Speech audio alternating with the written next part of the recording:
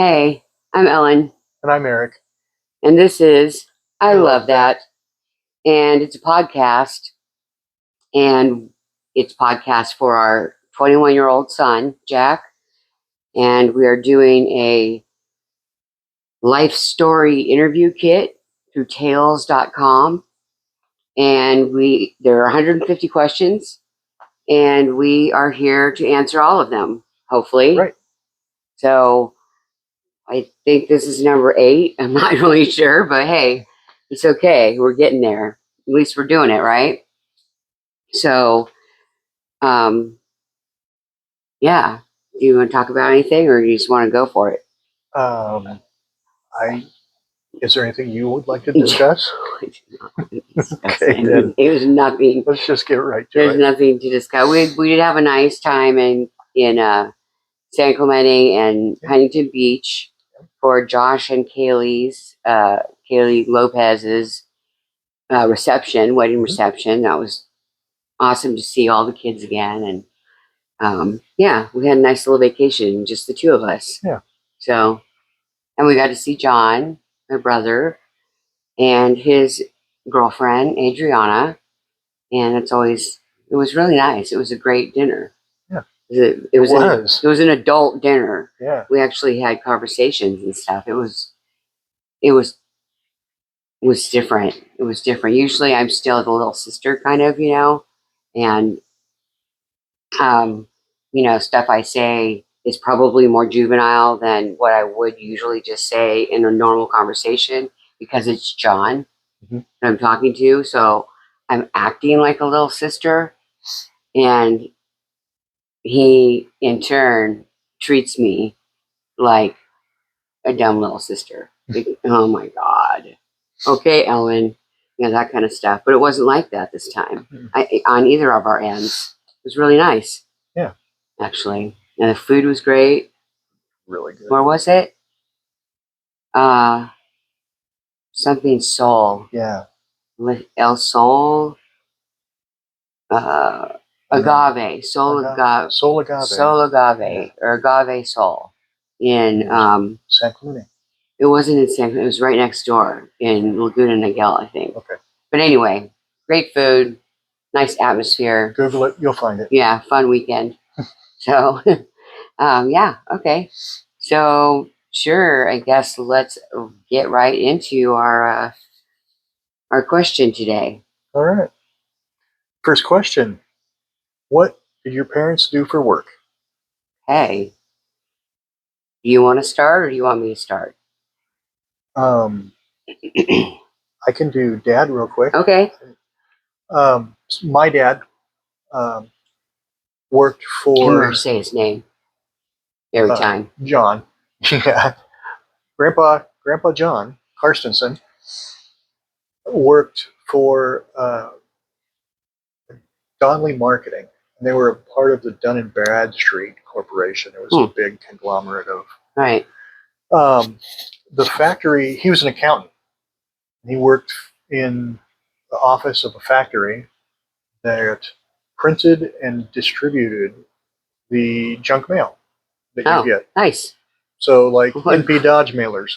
Great job. They would do those. Huh. And they would print them, or they would sort them? They would take the mailer yes. that was printed, and they would stamp the addresses. Oh, I see. And mail them out. So they were junk mail distributors. Wow. Yeah. Who even knew that was a thing? So all that advertising goes through. Yikes. Through the plant. That was down on like 13th and Martha. Or, I'm sorry, 19th and Martha. Down in a really cool neighborhood. And they're hopefully building it up. Hopefully still are when you see this. Building it up down there to be really nice again. Yeah. And then he worked there for, ever, I think. Until I was in 7th grade, I think it was, where they closed the plant down and they offered him a job to go to Lincoln or find a new job. So he decided not to go to Lincoln because we had the my grandpa and grandma's house. The house in Shelby. Yeah. Right. So he worked loss prevention at Kmart. Oh. Over by Iowa Western. Nice. Then he finally got on with the post office and worked there for 20 some years. Until he had a stroke. And retired medically, yeah. So that's him. He's pretty quick. He only did a couple things. Yeah. Okay, well, my mom, actually, Maga, Grandma Rennie, she always told me about what she did before I came along. And out of college, she was a Kelly girl. And that was like a staffing company for women, for typing, filing, women's stuff, stuff. Typing pool people. Men don't want to do that stuff. Yeah. They don't know how to type. So she worked temp agency for a long time, which she liked because she got to see all different kinds of offices and meet different people. She also told me that she was one of those people who stands like at Ralph's or at Walmart or wherever and hands out samples. Oh, like Costco people. Yeah, Costco people. I don't know how much they do it now after COVID, but she was one of those people who did that like on the weekends and stuff. Huh. And she loved that too until she was at a Ralph's supermarket in Watts during the 1965 riots. Oh, nice. Yeah. So apparently she was at the Ralph's in Watts. Riots are happening outside, probably, and inside. She called my dad, who was John Rapley at the time, and he drove in and saved her. He picked her up and got her the hell out. So I always thought that was kind of a cool story that she was actually part of the Watts riots. Pretty brave. He's just like, you're on your own, girl. Yeah, no way. No, he was in the Navy. He's going to let her, no way. Sure. And, she did writing. She wrote and published articles and things like that. When my dad did PR, like would take pictures for things, my mom would write up a piece about it. They were kind of like a team like that. But when my dad left, I'm not really sure what my mom was doing at that point, but she got a job at USC School of Cinema way back in the 80s, and she was a researcher. It was specifically for a researcher for a movie, a PBS movie called The Homefront, and it was Steve Schechter was doing that, and that's where she met Ellen Baskin. So they were working on that project together, and that's where they met, and they became absolute best friends. Yeah. But after that movie and research, situation was over, I guess she was hired on at the USC Film School. So that was, she was kind of, I'm not even know what she did really. She was admin-ish stuff. I don't know what her title was. I know that's terrible. But it was before the film school broke ground and got rid of all the old, small, little, they were almost like bungalows and kind of a row of an outside, type situation where you can go into the classrooms there and there and there. Oh, very cool. Yeah, it was. And you had to walk through the small space between the tennis court and the wall to get to my mom's little bungalow office. I mean, it was awesome. It was some of the best times of my life were spent when she was working at USC Film School because, I was 11, 12, 13. I mean, I was prime age for just running around and not causing chaos, but having fun. Sure. So I bring my friends, with me during the summer, and her boyfriend at the time, Rich, he ran the Norris Theater, where filmmakers during the school year would bring their new films, like Barbara Streisand brought Yentl, and uh, George Lucas brought Return of the Jedi. I mean, like, I'm talking about major fucking films, right? And so we would go over to the theater and pick out a movie and just sit by ourselves in the theater, run around, whatever, and watch a movie on the big screen just by ourselves. It was so fun. That would be so cool. It was so cool. Or we could go to the Doheny Library, and you can check out movies in the library, and they give you little, kind of little viewing rooms that have like 2 or 3 chairs in them. So it was fun when she worked there, and I know she liked working there as well.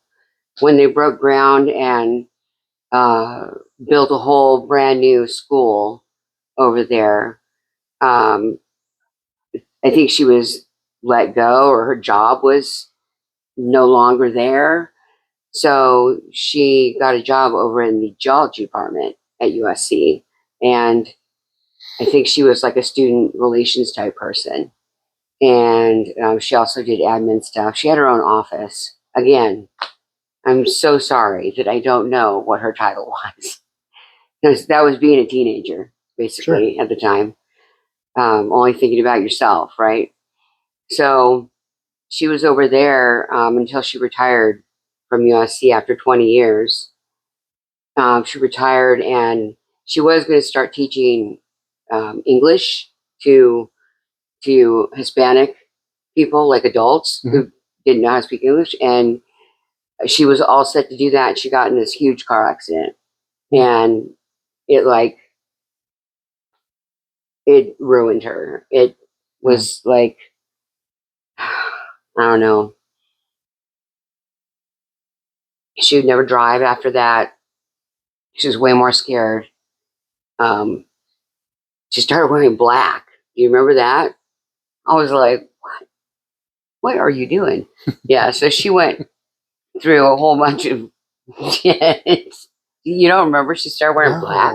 And I was like, you never have worn black. Ever in my life, I've never seen you in black. She wasn't your other husband? No, it wasn't my other husband. It was here down in the garage. I remember. And I remember because I said something about her, don't flip out. She's like, I'm not going to flip out. Did I flip out all the time? I was like, who are you? She was like Invasion of the Body Snatchers. So anyway, so she retired and didn't really do a whole heck of a lot after that. So that's my mom. You want to do your mom? Sure. Okay. Grandma Carstensen, Ruby, Raylene. Let's see. She, right out of high school, she went to cosmetology school. It was beauty school, is what they called it back then. Back in the 50s? Yeah. Yep. Go and learn how to do up hair. And like Frenchie. In Greece. Exactly. But she went to beauty school and got her license and started working at a salon. I don't know, some salon in Omaha somewhere. Right. And then did start teaching at Capitol. Capitol was the hair school. The hair school. And she did teach a couple of classes at Capitol. That's awesome. On the side. But then other than that, worked at somebody else's salon for a long time, like you do when you first start out. Sure. And that was the trip when we'd go to wake up in the morning, drive into Omaha from Shelby. Oh, that was... Drop Dad off. Mom would go to her hairstyling gig. Yeah. And then come pick me up and we'd go home. That's what she was doing. Wow.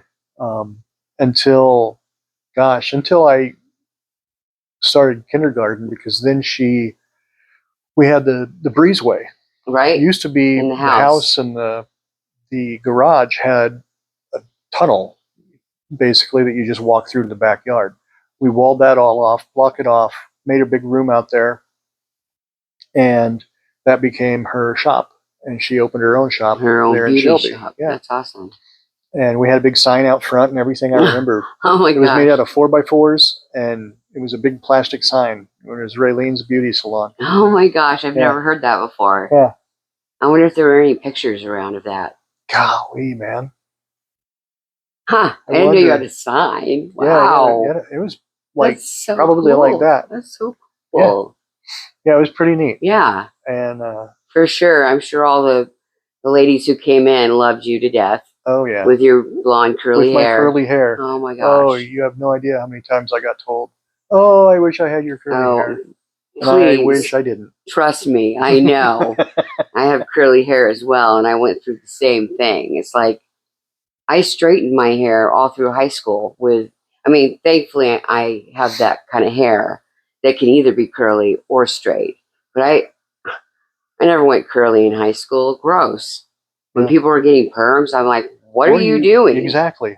Have you lost your mind? What is wrong with you? You have beautiful straight hair. My mom straightened it, basically straightener. On your hair? Yeah. Oh my gosh. And, was it just full chemicals? It's the opposite of getting a perm. Right. You put the chemicals on and then flatten it out as much as you can. Oh my gosh. As they activate, and you just keep flattening it out. How long did it take? It was probably a good couple hours. What? Yeah, I remember it took, and it was like a permanent. Oh, I'll bet. Stuff burnt my eyes. Yeah. Oh God, I can't believe she did that. Yeah. What? How old were you?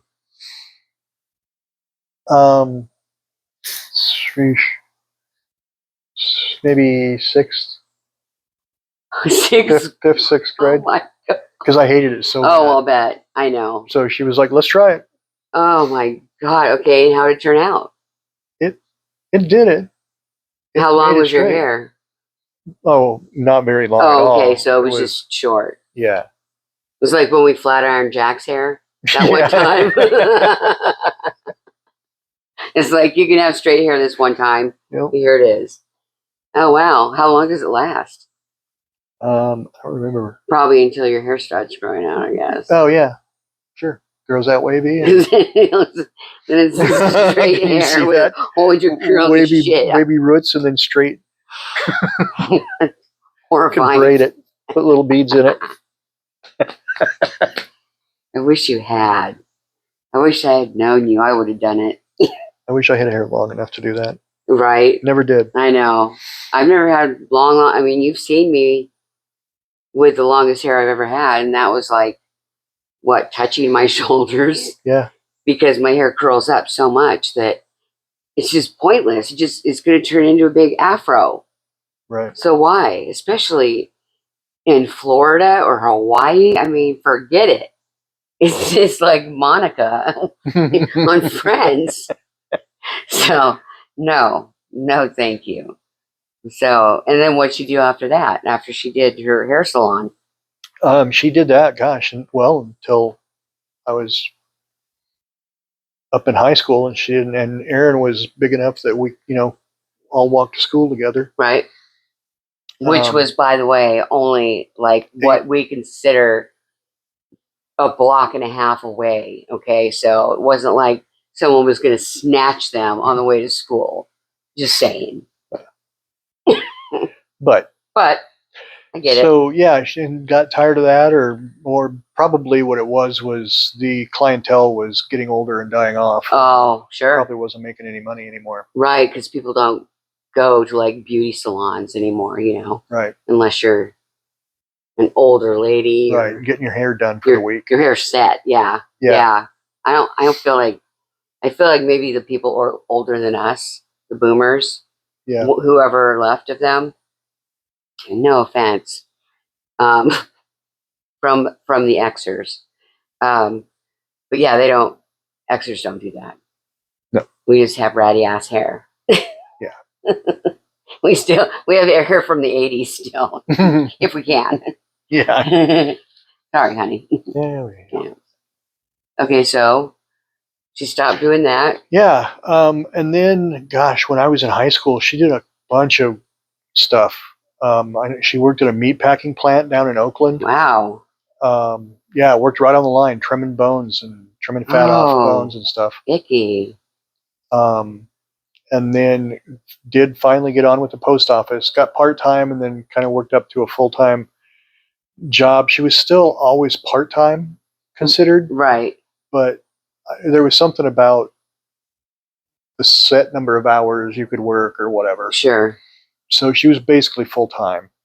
But I never had to worry about that. But right. Anyway, she worked there for 32 years, I think. Dang.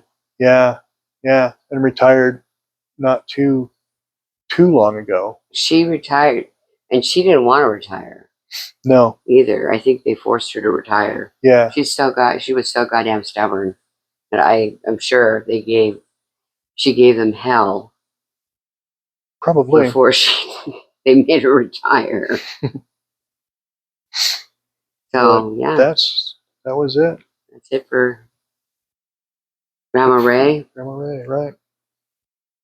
Well, I actually, when I was doing this, what do your parents do for work? I was thinking of my mom and Dave Kirby. But because, I consider him my dad. But then I totally forgot about John Rapley until you started talking about your dad. I swear to God. Swear to God. So John Rapley, who's my bio dad, I wasn't around very much. I know he was one of those people. Like he died for bodies in Colorado River. He owned a restaurant, or at least ran a restaurant. He was a deputy sheriff. He worked for Caltrans forever, which is the California transportation. So all the work and stuff that they do on the freeways, highways. Yeah. He worked for them forever, but was always doing some side gig of like helping find someone who got lost or whatever. But that's all I know. I really don't know anything else. And as far as Dave goes, when I asked him, I emailed him and asked him about where he was born and grew up a while ago. And he sent me this kind of 4-page, 5-page typed up document that has a professional summary and a biography. And the biography is very long. And I didn't read all of the biography until yesterday, when it went into personal life. But Dave did so many cool things. He was a sports writer. He got to hang out with race car drivers. He was a PR guy who got to rub elbows with cool people. He helped bring the London Bridge over to Lake Havasu, right. Which brick by brick, his boss bought the London Bridge in London because they were getting rid of it or probably updating it, and he bought that thing and brought it brick by brick over to Lake Havasu. So that's where it sits, and Dave had a lot to do with that. And I wanted to tell all these cool stories because wow, I mean, he had just such a very cool working life until he owned his own, he ended up owning his own PR firm for a long time, which is awesome. But yesterday, after I read all the job stuff, there's a little tiny 3 paragraphs about family. And it talks about David Martell, his wife, got married in Avalon. I didn't have any idea that they got married in 1978 because I think he left in 77, so they must have met right away. And talks about her children and grandchildren. And then it says, talks about his first wife, I guess his second wife, and then, which I didn't know about, and then my mom, Gay Rapley, which grandma's name was Irene Rapley, or Irene Gilliland. And, but everyone called her Gay because she was so happy and gay. So, gay didn't mean homosexual back then. Right. It just meant happy and gay.